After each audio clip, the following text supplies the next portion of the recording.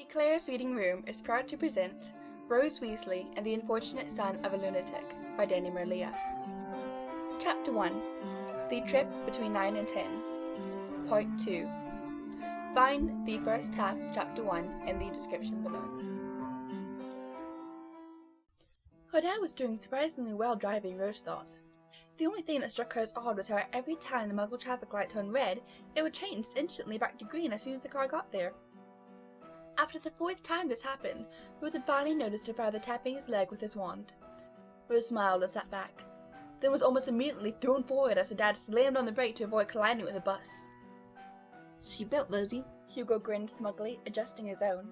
Don't be rude. Rose frowned, trying desperately to click her metal buckle together. You didn't let me eat my breakfast, said Hugo, folding his arms. They pulled up to the train station, lifted her trunk into a trolley, and wheeled it in. King's Cross was a completely ordinary station. Platforms and trains, people hurrying about impatiently dressed in suits and ties, hoodies and caps, all staring at them as they wheeled a trolley laden with boxes, and at Rose skipping along in her robe. Oh, Ron, we're going to be late, her mom was saying. The family stopped between platform 9 and 10. Before them was a brick divider, old and worn, with many bumps and bruises. Hermione took Hugo's hand and ran straight at the divider. But rather than colliding to the ground to impact with the clay, they disappeared, vanished, completely gone, and not a Muggle noticed. It helped that all the Muggles seemed to be plugged into electronic devices. Ron tapped Rose and nodded to the divider as it was her turn. She took a breath and shook her shoulders. She had done the trick before when seeing James after school the year prior, but the act was scary as the walls seemed very solid. It was like walking on a glass bridge. You knew you were safe, but there was still a fear of death. Rose took at the wall and ran, glanced into the Muggles to be sure they wouldn't notice. She closed her eyes as she was right on top of the wall. There was a whoosh like a wind that circled densely around her. Rose could tell that she was no longer between platform 9 and 10, even in the second that she did not open her eyes. The sounds changed drastically. Rather than flat grunts of conversation, cell phones ringing, and steady sound of rubbery tennis shoes on the cement, there was now the sound of excited chatter, children and animals. People rolled their trolleys around the platform with cages that held cats and rats, owls and lizards. The place no longer smelled of cologne and leather, but now had an aroma of pumpkin, bread and cider. The people on this platform were not ordinary by Muggle standards anyway. They wore robes of multiple colours and pointed hats, though Rose frowned as she walked toward her mother, who was watching the platform with a furrowed brow. Something was off. Last year, there had been hundreds of people crowded together, bustling hurriedly with trunks chasing animals. But now, there seemed to be at the most 30 people. Rose wondered for a moment if they were on the right platform. She glanced toward the sign above the divider. Yes, they were on platform 9 3/4, as was written on her ticket. Ron joined them and shared his wife's brow as he glanced across the platform. Rose looked to her father buying his kid a snack at the stand, a small group of wizard boys already dressed in their robes, looking fixedly at a pamphlet about how to fit in at school, and an aged man dozing on a bench, while falling slowly onto a lanky wizard's shoulder. She would have thought that they had missed the train if it wasn't before them, scarlet and puffing cheerful gusts of steam. Rose glanced at her watch. At first, she was confused. Then her eyes widened in realization. Rose tapped her father and showed him the time. Ron dropped his shoulders and rolled his eyes. Hermione, dear, we're 42 minutes early. What? But that's impossible, I made sure. She looked at her wrist, checked the time for a silver watch, an anniversary gift. Ron put his under her nose. But... oh. So, with 42 minutes to spare, they took to walking across the platform to drop off Rose's trunk and see if there's anybody they knew to talk to. Ron bought them all a scone, mostly because Hugo was complaining about being hungry. Rose bought herself a pamphlet about how to start out at Hogwarts from a closed stand. Her parents insisted that she don't need it, both giving her very different advice about how to fit in and make friends. She decided to nod to each's advice while slipping a signal to the man behind the counter. Harry and Ginny won't be here for another half hour, said Ron, as Hugo finished his scone. But we may see... Oh no. Ronald! Rose heard someone say, and immediately recognized the pompous tone of her Uncle Percy. Oh no, she said as well.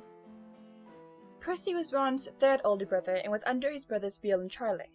He had curly red hair that was cut short to reveal a rather large forehead. He wore horn-rimmed glasses and was always impeccably dressed. Rose didn't dislike him, but he did bore her and Hugo and all the other cousins to sleep at family gatherings. Last Christmas, he had sent both her and Hugo one thick book entitled 202 of the Most Respected International Confederation Wizards in History. Her mom had been the only one to read it. How wonderful to see all of you. Percy was saying. His daughters, Molly and Lucy, were there too. I'll help you with that, said Molly, looking at Rose's trunk. Molly was the eldest daughter and was starting her 4th year at Hogwarts. She had red curly hair that she had in a braid in the back of her head, and had a slightly round face. She wore square glasses and always had a pack of cards in her hand. Lucy, who also had red hair and glasses, but whose hair was cut to her shoulders straight and in a fringe, was too young to attend Hogwarts as well as Hugo, but Lucy followed him as he followed Rose. How long have you been here? Rose asked as they made their way down the platform. Just got here. Molly answered, waving Rose off as she attempted to take the trolley herself. Dad insisted on getting here early. He says that it'll make his department look better. You know, the Department of Magical Transportation. But I think it's useless. Nobody's going to see us here early and go, wow, look how early they are. That Percy Weasley does run a tight ship in his department. But how are you? It is your first year. I'm ecstatic. Honestly, I'm not nervous. At all. Though she wasn't being as honest as she had been with Al the night before. Good. You don't have any reasons to be nervous. The classes are work, of course, but everyone that is gone is always excited to go back, which obviously means we like it there. Not worried about the sorting? Most people are. No. Rose replied hesitantly. The thing was, now that she was here, facing the train that was going to take her to the first day of the rest of her life, she wasn't quite as confident. She was excited, sure, but something about standing here on platform 9 3/4, in front of the train that would bring her away from her parents farther and longer than she had ever been before, was quite nerve-wracking. Though she still believed that she was going to be in Gryffindor, that sick feeling still remained in the pit of her stomach, which made her feel as though she should be more nervous. I'm sure I'll be in Gryffindor. Yeah, that's what I said. And look where I am, Ravenclaw. But yeah, you'll probably be in Gryffindor. Most redheads are. Mind you though, most redheads are Weasleys. Molly and Rose worked together to heave the trunk from the trolley to deposit it beside the train where a few young wizard men were loading luggage with their wands. The girls took down the train corridor to deposit her travel bag, mostly to secure a place to sit as the compartments became filled rather quickly. The train was lovely even despite the years. A smell of smoke and memories remained on the walls with the oil lamps. They tossed her bag into the last compartment, which was the closest to the toilets. Al isn't so confident though, said Rose as they made their way from the train, taking back to their previous conversation. What do you mean? Al has a silly idea that he'll be in Slytherin. It's not very silly. Well, I know it's not ha-ha funny, I just meant that he thinks he will be. Yeah, well, if it was any of us, I kinda thought him. What? Al? He doesn't look Slytherin. Well, he doesn't really look Gryffindor either, does he? He's smart, but not Ravenclaw material. He might be in Hufflepuff. He's loyal enough, but nobody really wants to be in Hufflepuff. I think he's brilliant. So are Slytherins. Anyway, see you on the train. She waved lazily and went to join her sister. Molly was too opinionated like her father. Who did she think she was putting a stamp on Al's head before he's even started? That's just wrong, especially the stamp being a Slytherin one. Rose felt that she was just punched in the stomach, as she realized that she had been trying to convince Al that Slytherin was no worse than any of the other houses. But yet, here she was, angry at someone who had verbally sorted him into Slytherin. She wouldn't have been as upset if Molly had said she could see him in Gryffindor, Ravenclaw, Hufflepuff.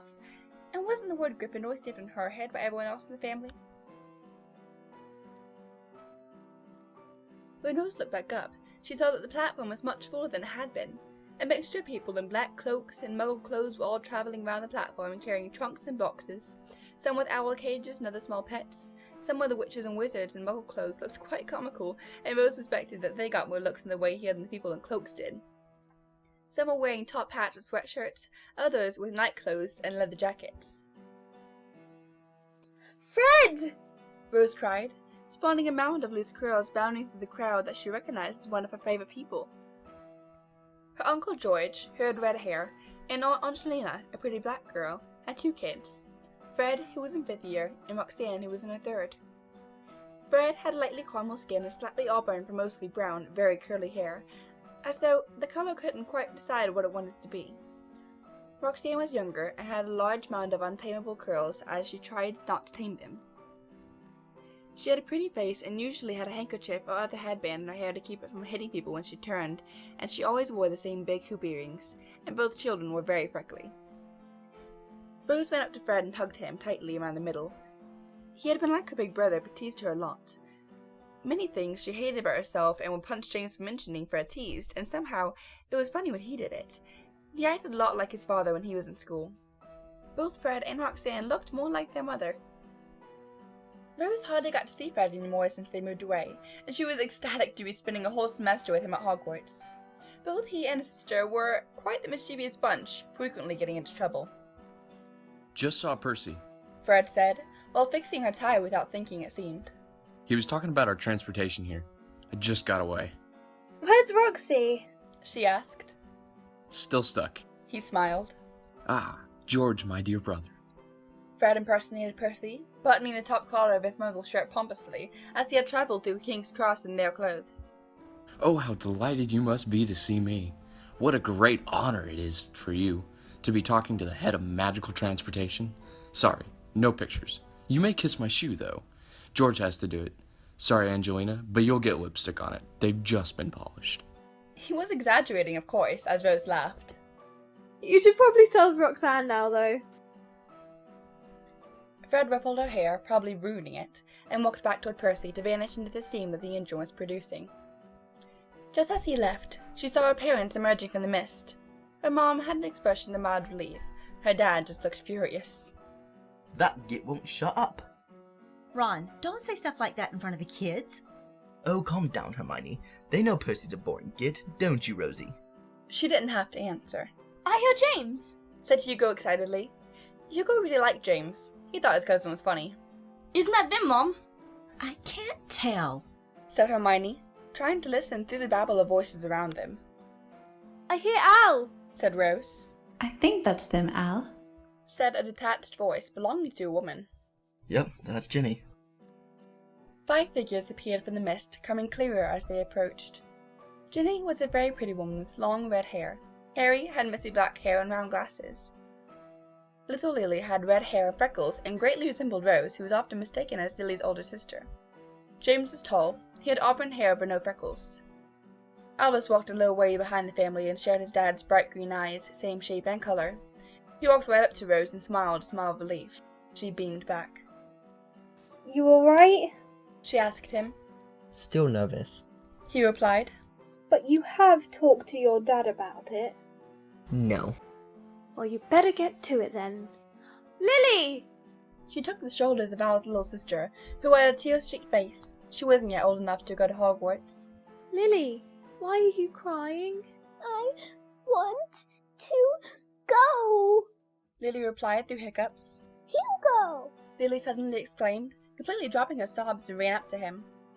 Rose was slightly taken aback by the sudden change in pace, and not knowing why she was so excited to see him. He does come round to their house nearly 3 times a week. Lily and Hugo began to talk about Hogwarts and what house they liked to be in when they wanted to go. Her dad stopped to listen. I like Ravenclaw, but Uncle Harry said you have to enter a little ticket into the common room, and I don't want that. Hugo was saying to Lily. You could be in Hufflepuff. I think you're pretty nice. If you're not in Gryffindor, we'll disinherit you. Said Ron suddenly. But no pressure. Ron! Said her mom. Hugo and Lily laughed, but Albus was looking solemn. Rose caught his eye and felt awkward too. Her mom and Aunt Ginny must have noticed because he said, He doesn't mean it. Rose put a hand on Al's shoulder. Look who it is. Said Ron under his breath. Rose looked up but didn't see who he was talking about. So that's little Scorpius. She caught sight of him. Around 50 yards away was a tall blond man with a black coat buttoned to his chin and a pretty brunette woman hugging a boy Rose's age. The boy was tall, with white blonde hair that was slick and greatly resembled the man. Those were the Malfoys. Rose knew but had never met properly before, nor did she think she wanted to. Her dad had told what felt like hundreds of stories where the man, Draco, would bully and try to get her parents expelled. From what she had heard, the Malfoy family were an evil, pure-blood family who was all sorted in Slytherin. and it was common knowledge that the Malfoys were Death Eaters, followers of Voldemort, back in the First and Second Wizarding War. Make sure you beat him at every test, Rosie. Thank God you inherited your mother's brains, said Ron, as he stared at the blonde man grudgingly. Ron, for heaven's sake. Said her mom, half stern, half amused. Don't try to turn them against each other before they've even started school. You're right, sorry. Don't get too friendly with him though, Rosie. Granddad Weasley would never forgive you if you married a pureblood. Rose was slightly confused by this last statement, as Granddad Weasley was a pureblood himself. Hey! She heard James running up in excitement. Teddy's back there, he said breathlessly, pointing behind him. Teddy was Harry's godson, which meant that he was their cousin. Just seen him, and guess what he's doing? Snogging Victory. He stopped as though no one had heard him properly. Our Teddy! Teddy Lupin, snogging our Victory, our cousin. And I asked Teddy what he was doing. You interrupted them, asked Aunt Jenny in disbelief. Ugh, you were so like Ron. And he said he'd come to see her off, and then he told me to go away. He's snogging her. James evidently thought that this was the biggest news of the century. Rose had known about Teddy and Victoire for some time now. Victoire was her Uncle Bill and Aunt Fleur's eldest daughter, who was very, and to put it honestly, gorgeous, with strawberry hair and freckles that were much more adorable than Rose thought hers was. Teddy's late mother was a metamorphomagus, a witch or wizard with the ability to change one's appearance at will. And late father was a werewolf, which made Teddy half of each, though he didn't have any werewolf characteristics. His parents had been great people who fought Voldemort during the Second Wizarding War and both died together during the Battle of Hogwarts in 1998, a month after Teddy was born. Though Harry was named godfather before their death, Teddy was raised with his grandmother, Harry being only 17 at the time. Teddy and Victoire had been seeing each other for a few months now, though there was always an electric connection between them. James seemed to be the only one who didn't know, and he was the closest to Teddy. Wouldn't it be lovely if they got married? Said Lily ecstatically. Teddy would really be part of the family then. Harry then made a comment about how often Teddy comes over, and sarcastically suggested that he come live with them. Yeah, said James, obviously not realizing that Harry was joking. I don't mind sharing with Al. Teddy can have my room. Harry rolled his eyes and pointed out that if his two sons ever shared a room, the house would be demolished. He then looked at his watch and suggested that they get on board, the time now nearing 11. Ginny called to James about giving Neville their love, while Rose stepped to Albus and tapped him on the shoulder. Rose quickly fussed at Albus to go tell Harry about his fear of Slytherin, but Albus nudged her off, looking sweaty. He's busy, he mumbled, trying to find an excuse. Harry wasn't doing anything. He's listening to Mom. James swung his leg at Albus as he walked by, but his brother kicked it away irritably. See you later, Al. Watch out for the Threstrools. I thought they were invisible, said Al frantically. You said they were invisible. Tell him. Rose whispered in her cousin's ear. I'll be on the train. She walked to her parents, who both kissed her. She hugged Hugo, and he handed her his baseball cap. She smiled about his hair. After being forced to pose in front of the train, and a few embarrassing photos were taken, they all bid each other farewell, and Rose stepped onto the Scarlet Steam Engine, with an itching behind her eyes.